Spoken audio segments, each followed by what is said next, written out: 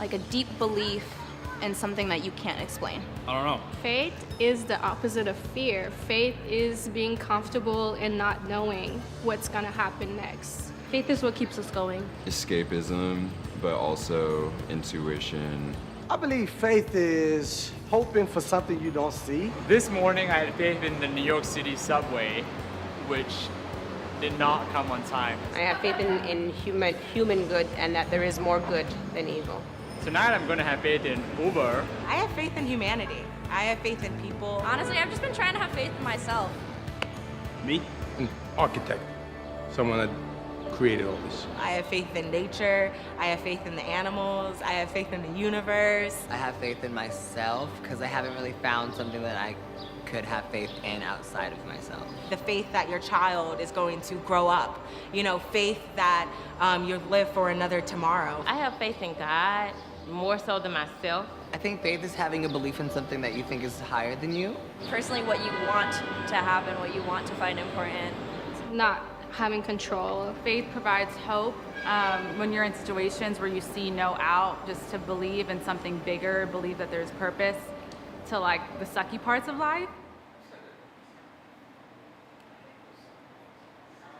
All right, what is faith?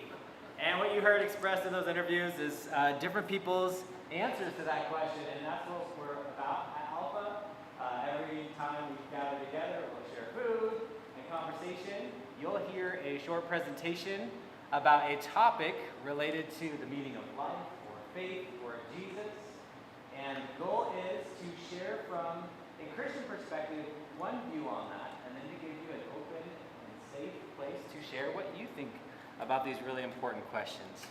And today, to get us started, we're going to talk about doubts. The definition of doubt is a feeling of uncertainty or a lack of conviction. When I think of doubts, I think of our second oldest daughter, Anna Marie, who a couple years ago struggled with lying for a period of time. Not only did she struggle with lying, she struggled with her daily kids' vitamin. She hated the kids' vitamin. And we want our kids to be healthy, so we're like, you have to eat your vitamins, Anna, sorry. And she would hide them in different places, which is somewhat dangerous. We don't want like the dog buying them, or Jude, who was a baby at the time, buying them and eating them and overdosing on iron or whatever. And so we had this policy for a while where she had to eat her vitamin in front of us. Like we had to watch her eat it. And so one Sunday morning, of course, Sunday mornings for our family are very calm and peaceful. And so I'm not even there, and Janelle is having Anna eat her vitamin, and then she gets distracted with something else with the kids. And she comes back, and Anna's there, and the vitamin's gone. She says, "Did you eat your vitamin?" She's like, "Yeah." And Janelle doubts that Anna ate her vitamin because she never eats her vitamin unless you're watching. She's like, "Where did you put it? What did you do with it?" And eventually, finally, Anna admits to hiding it underneath the piano. So on Sunday morning, in the midst of getting ready, Janelle pushes the piano aside. There's the vitamin. Anna, eat that vitamin. Oh, and then there's some other emergency with kids, and Janelle leaves. Janelle comes back. There's Anna. There's no vitamin. What happened? Oh, I ate it. Or it went away. I can't find it. It's gone. The vitamin's gone. And Anna was so insistent that the vitamin was gone and lost. And she was weeping and crying and dramatic. And it got to the point where Janelle started to doubt her doubts. Like, maybe I'm wrong. Like, maybe you really ate it this time. She's like, "But I don't think you did." And it was this interesting tension of like, you're almost convincing me with your drama and your begging and your weeping. And this wasn't resolved until Sunday afternoon after church when they get back.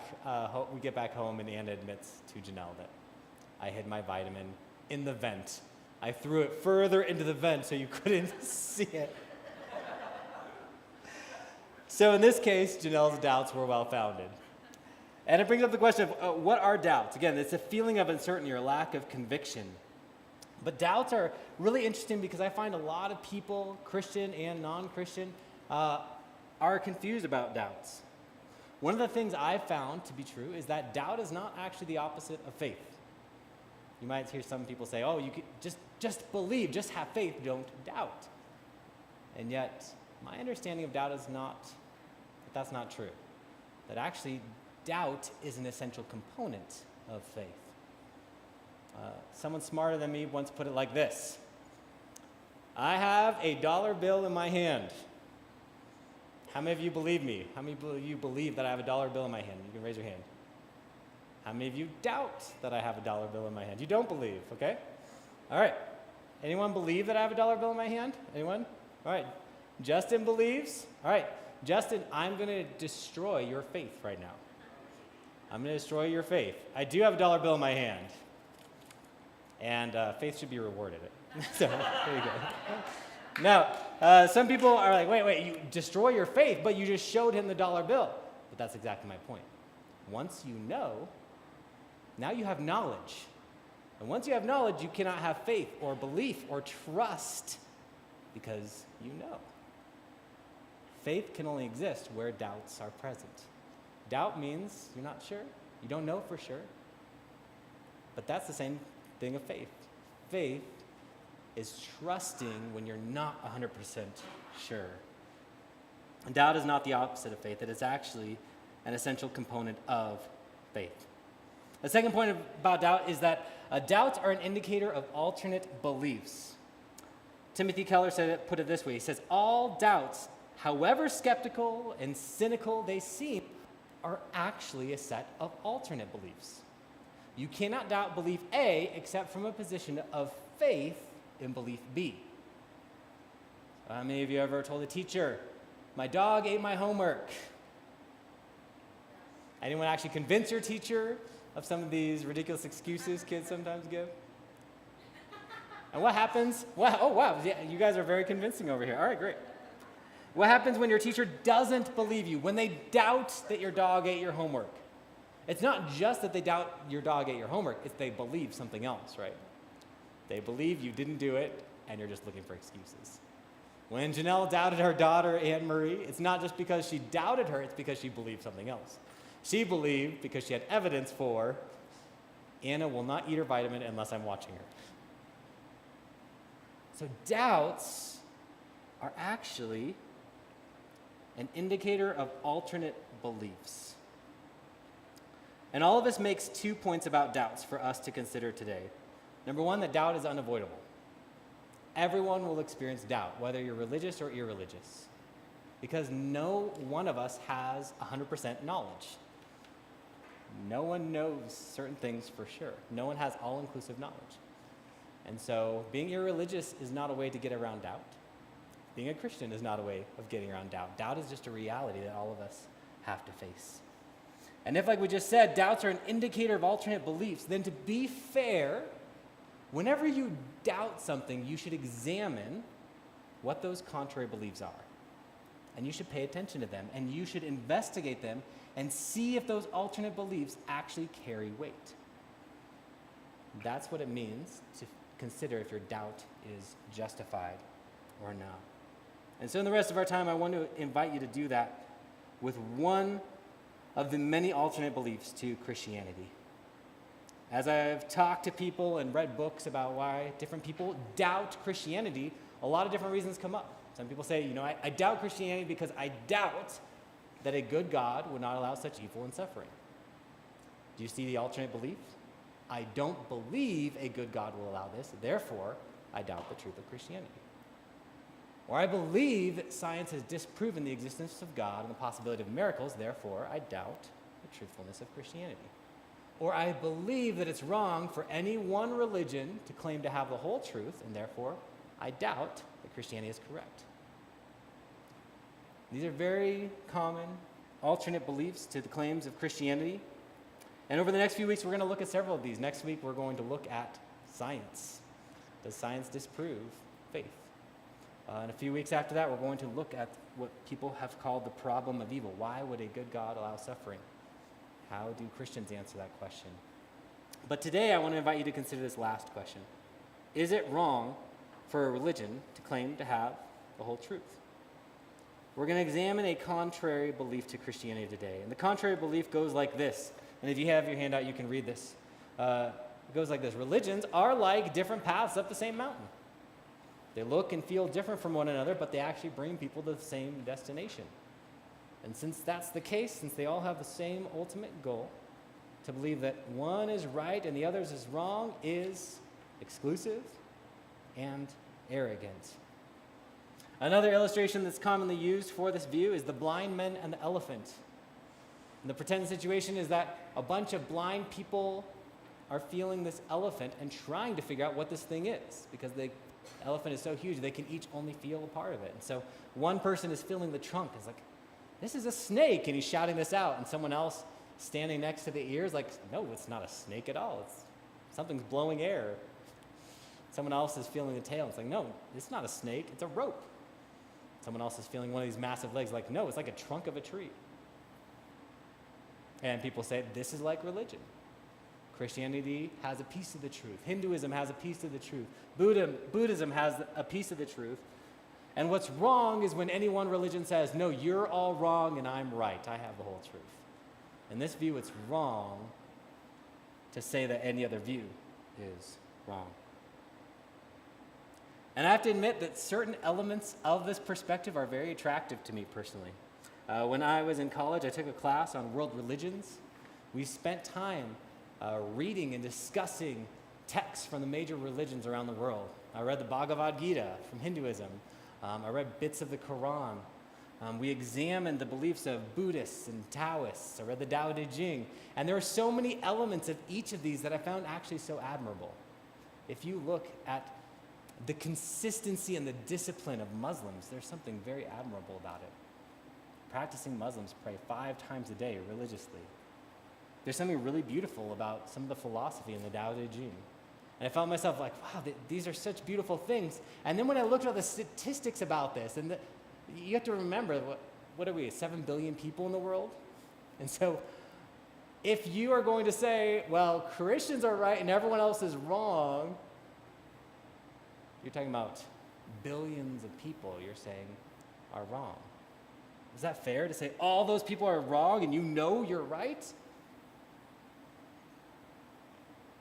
And then finally, in support of this view is the idea that, so many of us have experienced so many cultural elements. And people would say, you're just a Christian because you grew up in a Christian home. And they're a Muslim because they grew up in a Muslim home. And they're a Hindu because they grew up in a Hindu home. And so how do I personally respond to some of these? I want to share some thoughts with you. Because as attractive as this view sounds, and even though there's elements of it that I'm even drawn to, I've come to reject this idea of the blind men and the elephant and world religions. And I want to share with you a couple reasons why. And then I want you to share open and honestly in your group in a few moments. Here's the first problem with this view, is that the major world religions propose irreconcilable differences on really big matters. As I was studying Buddhism, I found out that it's in essence an atheistic religion. What I mean is Buddhists believe there is no God. Hindus believe there are thousands of gods. And so sometimes when Christians go to Hindus and say, believe in Jesus as God, they say, sure, I'll put him right next to Vishnu and Krishna. Are there thousands of gods? Are there no gods? Is there one God? It doesn't really work to say, well, we guys have a piece of the truth when it comes to questions like the views on the afterlife. Is there an afterlife at all? What is it like? Is there good and evil? Some of these religions reject those categories outright. Others of them say very opposing things about what is good and what is evil. And finally, every major religion gives an answer to the question of what is wrong with the world and how do we fix it? And they give very, very different answers to that question. And so the problem is to say we're all right, we all have a piece of the truth. It's the equivalent of saying Galileo and his idea that the earth revolves around the sun, he was right. And the scientists before him that thought the sun revolves around the earth, they were right too. And flat earthers are also right. And the mystics believe that the sun is actually God. They're also right. They're all right. Does that work?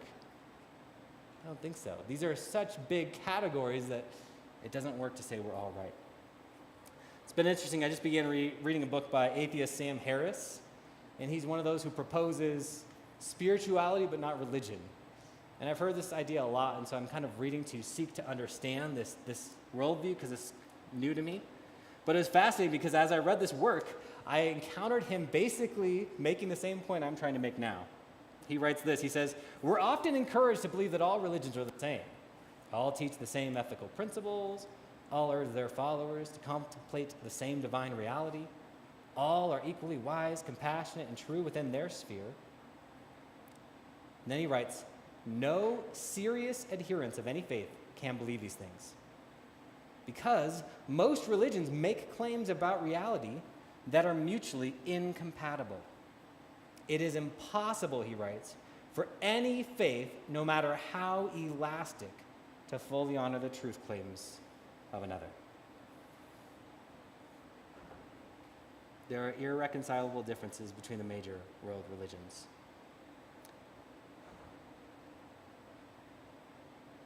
Point number 2. And once you realize point number 1, this lays the foundation for point number 2. To claim that every religion has a piece of the truth is to actually declare that every major religion is mostly wrong. Here's what I mean. In the New Testament that Christians look up to as Scripture, Jesus says in John 14:6, "I am the way and the truth and the life. No one comes to the Father except through me." That is an exclusive claim. Jesus is claiming to be the only way to God. And if Christians are wrong about that, and there's lots of ways to God, then a lot of the particularities of Christianity are actually wrong. To say that, each religion has a piece of the truth is actually to say most religions are mostly wrong. And what's more is if the person who says this is actually right, if they're actually correct, if this view is correct, think about this. In this illustration, who can see? Who has sight? Who's not blind? The elephant, thank you. The elephant isn't blind. There's one more person who's not blind. The person who sees blind people touching the elephant, right? The person who says every religion has a piece of the truth is actually saying, you Christians, you're blind. You Hindus, you're blind. You're feeling your way and you have one tiny piece of the truth, but I can see. And I have the whole truth. And I can see that you all just have a little piece of the truth, but I see the big picture. And so what's really interesting to me is that even though this sounds so humble to say everyone's right, it's actually, ironically, exclusive and arrogant. Paul Copan put it this way. He said, though the Christian faith is a particular exclusivism, what he means is, though the Christian faith says we are correct, anyone who believes this is correct, religious pluralism, this view that we've been talking about, is actually a generic exclusivism. If the pluralist is right, then the central doctrines of the world's great religions are false. To say everyone has a piece of the truth is actually to say everyone is mostly wrong, which is actually, if you stop to think about it, very exclusive and quite arrogant. And final problem with this view is the problem of culture. Proponents of this view often say something like, well, it just comes down to culture. You grew up in a Christian home, therefore you're Christian. You grew up in a Hindu home, therefore that's why you're Hindu. And it's culture kind of determines your religious perspective. And the problem is this: if that is true, if it just comes down to culture and what your culture teaches you, then that is equally true of the person who believes this view. I could just come back to you and say, the only reason you think all religions are just pieces of the truth is because you grew up in a culture that taught you that. Now, I think it's more complex than that. But if it just comes down to culture, then so too does the view that it just comes down to culture.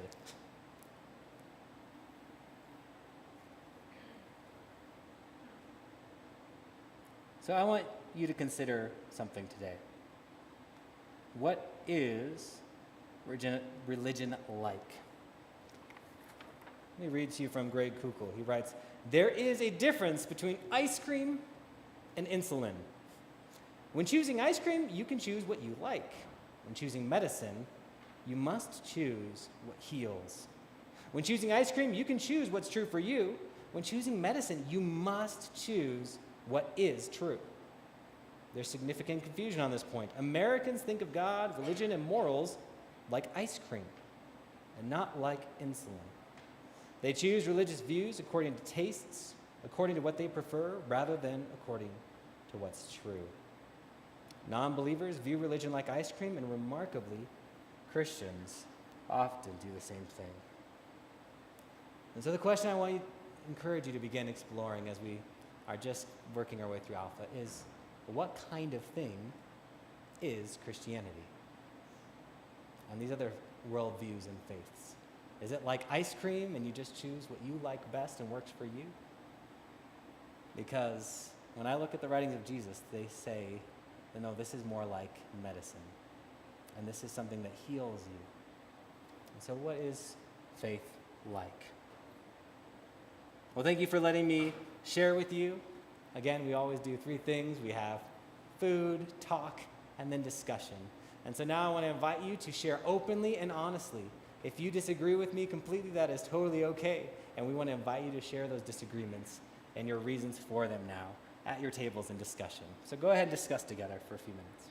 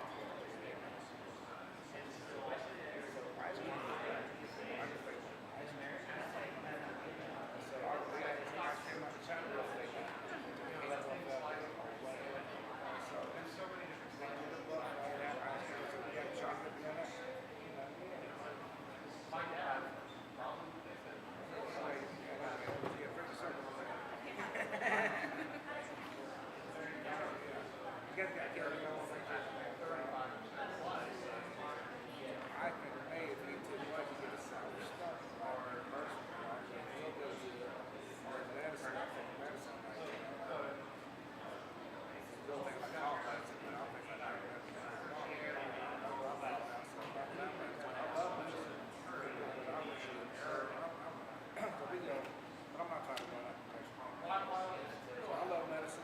I don't like add.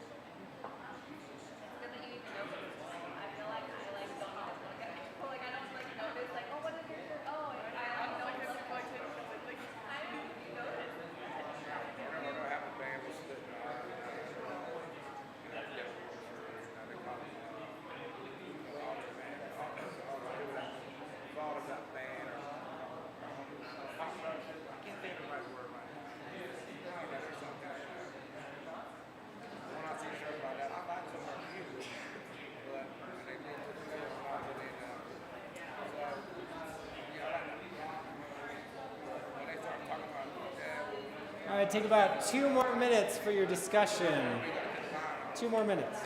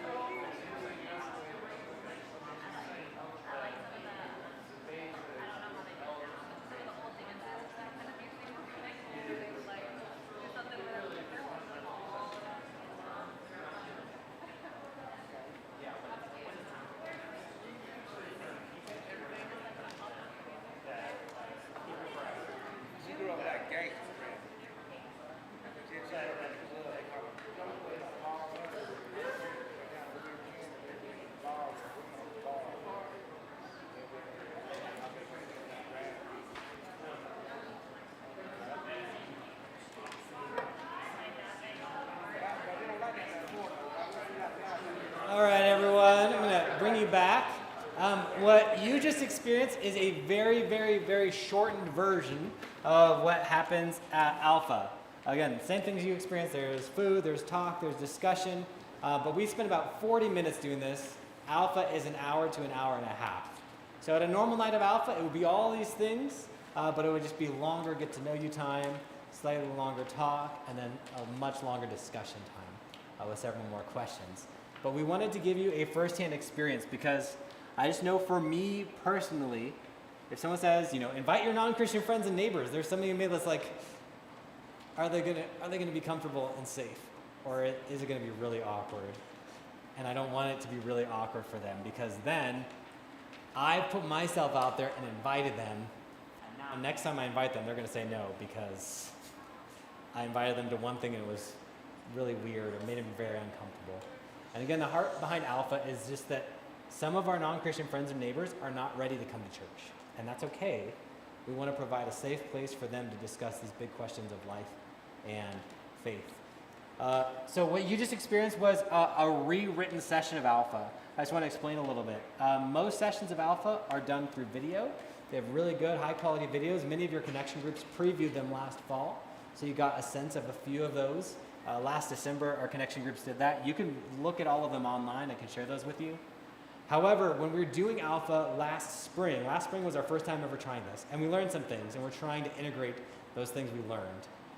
And a couple of those videos were not great, we felt like, for our context.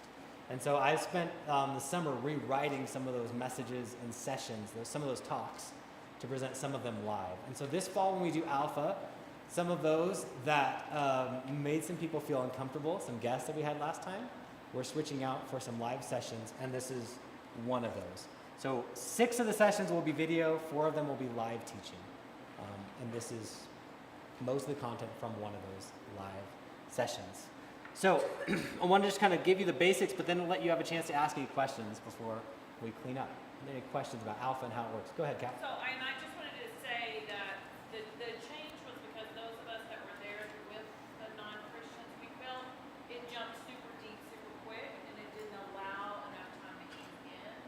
So that is what led. I mean, we didn't think there was any wrong teaching or anything. Yeah. Just want to make sure. Thank you, Kat. Yes, there wasn't bad theology. It was bad timing, Yes. if you will. Yeah, sure. Yeah, great questions. I probably should have answered all those questions just now. Alpha starts in 2 weeks on Monday, September 12th. So I'm going to talk about this more in Sunday service, but our goal and hope is kind of almost to give your friends and neighbors an on-ramp. Sunday Fun Day is the day before that. So we have Sunday Fun Day, and at Sunday Fun Day, your friends and neighbors are going to hear about what Alpha is and receive invitations to Alpha, and then it starts the next evening. So it meets Monday nights at 7 p.m. at Isabel's Coffee Shop. Again, we chose Isabel's Coffee Shop because, again, for some people, even coming into a church building can be an obstacle. They say, come to this thing, we're discussing the meaning of life and faith. They're like, cool, where is it? At my church. They're like, okay, no. So we're trying to keep it as safe as possible. So Mondays, 7 p.m. at Isabel's, starting September 12th. Isabel's. The one next to the post office. Yeah. The one next to the post office. Great questions on very basic things. I should have just said. Yeah. It's not, I know it does build a little bit, but anybody can come any week, right? You can't make the 12, they can come on the Yes. Yes. I mean, the best experience, because it does build on itself a little bit. For example, 1 week is kind of historical support for the trustworthiness of the New Testament, and that's kind of the main aspect of the talk. And then the next week is, why did Jesus come? And that's assuming that you understand that the New Testament is trustworthy, because it's going to be relying on that. So it does build on itself a good bit, but yes, if someone can't make it the first 2 weeks, we want them there, period. And I've heard a lot of stories of people jumping into Alpha even halfway, or even non-Christians coming to Alpha for a couple weeks and being like, I want my friend or neighbor to come, and bringing them halfway through. So yes, there's 10 weeks total, actually. 10 weeks total, yeah. Good question. I didn't explain that. So this is not required, but we do encourage you, if you're going to invite someone to attend Alpha, that you consider attending with them. Because again, that invitation is just much more likely to be accepted. There's a big difference between me saying, hey Toby, you should go to this thing, and me saying, hey Toby, I want you to join me at this thing. It's at 7 p.m. at Isabel's Coffee Shop. We're going to talk about the big questions of life and faith. Would you come with me? That's a much different invitation. And so I know it's a commitment, but it's also, I think, good content. I previewed all the Alphas with my connection group last fall, and then doing them in the spring, and I'm still learning things as I preview them and prepare for them. And so I think it can actually be a good experience for Christians as well. But yeah. Yep, Angela. So, target audience. Yep. For this one, age-wise. Yeah, target audience age-wise. I feel like this is the session I gave today is a good rubric for that.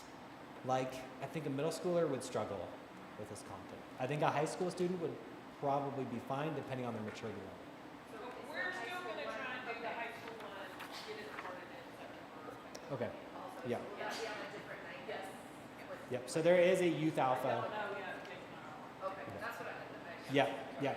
So it's kind of mixed. It's like if middle school or not middle school, but if a high school student, especially like a sophomore, junior, senior, couldn't make it on the night they're doing the youth alpha, bring their friend to grown up alpha. It'll be okay. But if they can make youth alpha, it's more geared towards middle school and high school students. Young adults.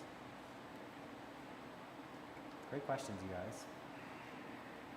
Thank you for just embracing the weirdness of pretending you're coming to Alpha and engaging in discussion to some extent as if you're not a Christian, even though I know most of you and think all of you are here. I appreciate you being here and considering this. You'll hear more about it in the service, but for now, I would really appreciate your help cleaning up if you're able. If not, that's totally fine. Hang out, grab some donuts next door, and we'll get service started in about 10 minutes.